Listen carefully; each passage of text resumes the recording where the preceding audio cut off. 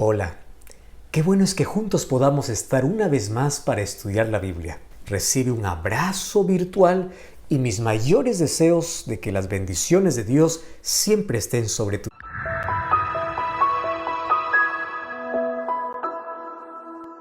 vida. Un día crudo de invierno, un desalmado propietario insultó a una viuda y lo expulsó de una humilde choza donde ésta vivía. Ella tuvo que salir con su hijito que aún estaba pequeño. Ese niño un día creció y llegó a ser un gran pintor. Un día él pintó en un cuadro la escena que él mismo vivió en su niñez. Sobre un gran lienzo dibujó aquella escena y millares de personas que veían el cuadro se indignaban al ver tan terrible escena. Entre la multitud también estaba el agresor.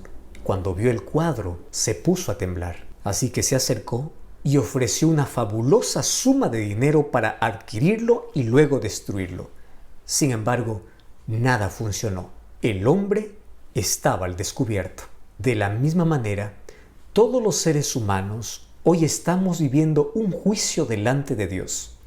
Pero un día serán manifestadas todas nuestras obras, sean buenas o sean malas. Bienvenido a este fascinante estudio. Yo estoy aquí con Biblia en mano. Y yo te invito para que tú también puedas tener una Biblia y juntos podamos comprender este tema. Pero para aquellos que creen en Jesús, este tema les llena de esperanza. Hoy vamos a hablar acerca del juicio de Dios. Dejemos que la Biblia pueda responder todas nuestras inquietudes. ¿Qué juzgará Dios? El libro de Eclesiastés capítulo 12, versículo 14 dice lo siguiente: porque Dios traerá toda obra a juicio juntamente con toda cosa encubierta, sea buena o sea mala. ¿Qué cosa juzgará Dios? Dios juzgará toda obra, toda acción, toda palabra, todo lo que nosotros hacemos. ¿Habrá alguien que no pueda comparecer ante ese juicio? El libro de 2 de Corintios capítulo 5, versículo 10 dice lo siguiente: porque es necesario que todos nosotros comparezcamos ante el tribunal de Cristo para que cada uno reciba según lo que haya hecho mientras estaba en el cuerpo, sea bueno o sea malo.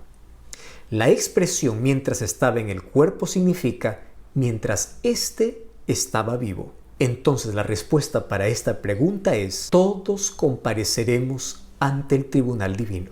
Ahora, si va a haber un juicio significa que hay un juez, un abogado, un acusador, testigos y una ley. Pues bien, veamos lo que la Biblia dice. ¿Quién es el juez? El libro de Romanos capítulo 2 versículo 16 dice así: en el día en que Dios juzgará por Jesucristo los secretos de los hombres conforme a mi evangelio. Y en el libro de Juan capítulo 5 versículo 22 dice: porque el Padre a nadie juzga, sino que todo el juicio le dio al Hijo. ¿Quién es el juez en este juicio? Jesucristo. Si los seres humanos vamos a ser juzgados por nuestras acciones, ¿hay alguien que lleva registro de todo lo que hacemos? Mira lo que dice el libro de Apocalipsis capítulo 20 versículo 12.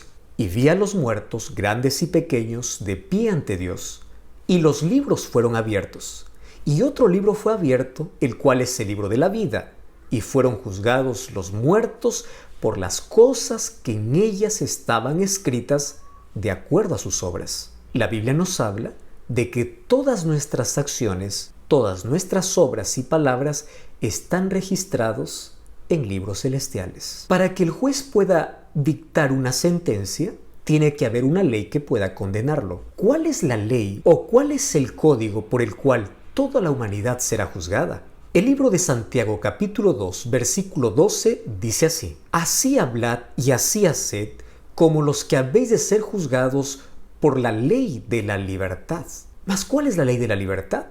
Si lees a partir del versículo 10, vas a encontrar que es la misma ley que Dios dio a Moisés allá en el monte Sinaí, los 10 mandamientos. Esa misma ley es considerada aquí la ley de la libertad, y ese será el código por el cual todos seremos juzgados. Entonces, si ya hay un juez, si hay un código, si hay libros y ya hay un acusado, que es el ser humano, la pregunta es: ¿quiénes son los testigos?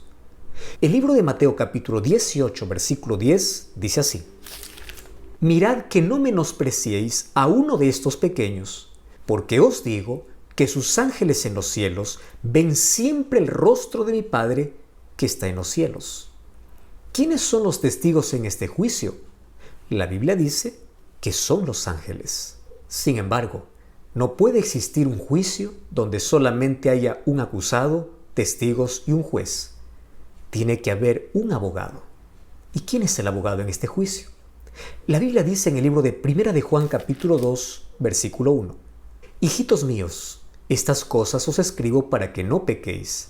Y si alguno hubiere pecado, abogado tenemos para con el Padre a Jesucristo el justo. Es por eso que aquel que camina con Cristo, aquel que aceptó a Jesús como su Salvador personal, no teme el juicio, porque sabe que Jesús es su abogado.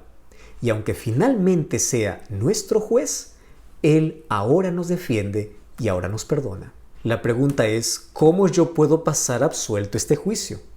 La Biblia responde. En el libro de Juan capítulo 5, versículo 24, dice así.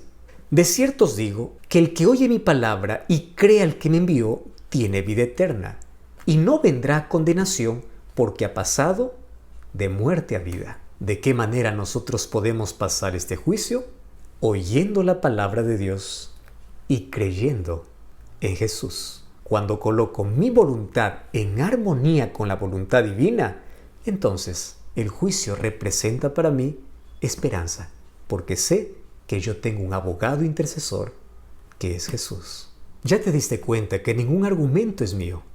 Esto es lo que dice la palabra de Dios.